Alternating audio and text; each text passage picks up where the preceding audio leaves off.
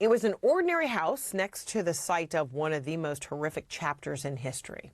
The 2023 film Zone of Interest portrayed the idyllic lives of the Nazi commander of the Auschwitz death camp and his family, while over 1 million people were murdered just next door. Now the house is opening its doors to visitors ahead of the 80th anniversary of the camp's liberation. CNN's Melissa Bell has a look. The blocks of Auschwitz, a view that's now grimly familiar, but from a house that until now had never been open to the public before, the home of the camp's longest-serving commander, Rudolf Höss, who lived here with his family. His wife, Edvig, described it as a paradise in which they were able to raise their 5 children with a well-tended garden, manicured flower beds, a pool, and a sauna. It's a massive house, and you get a sense of just how comfortable they would have been. The presents, the toys, the domestic joy. Inside, a lot of effort was put into protecting the family from the horrors outside, including frosting on the windows. So the Höss family has left a couple of those things.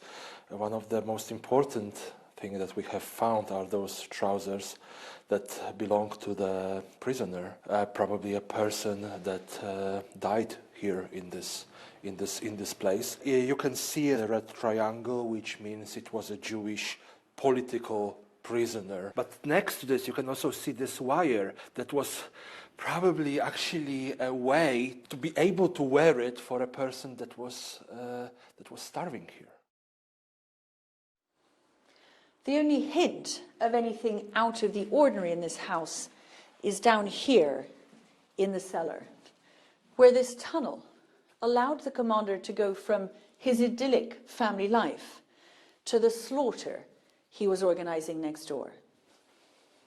Just a couple of 100 yards from the house, inside the camp, what Rudolf Höss did was refine the techniques of mass killing. He'd felt they were too inefficient at Treblinka, so he took the gas chambers and scaled them up here to an industrial level.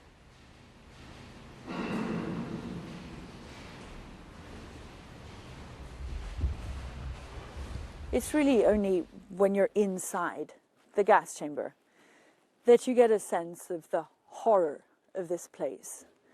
More than 1 million people were killed here, but 900,000 of them died on the very first day that they arrived.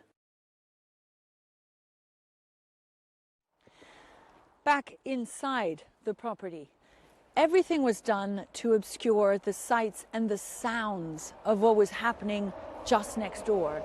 So trees had been grown along the wall so that no one inside the house had to see or understand or know about the horror next door.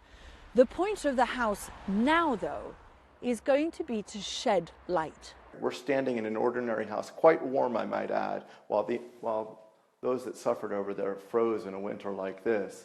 The ordinary cannot be extreme. We want to take this place and make sure that extremism is no longer ordinary. And the first thing that we did was, okay, we have to open this house to everyone. And symbolically we said, what can we do?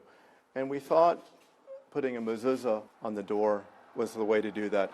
It was symbolic that it was fully open to everyone. It's almost as if it's a mezuzah of humanity.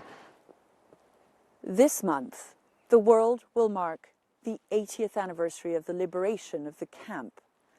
But by the time this footage was shot by the liberating troops, Rudolf Höss was on the run.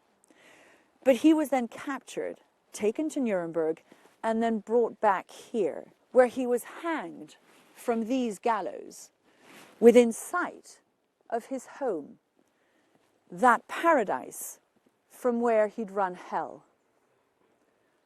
Melissa Bell, CNN, Auschwitz-Birkenau.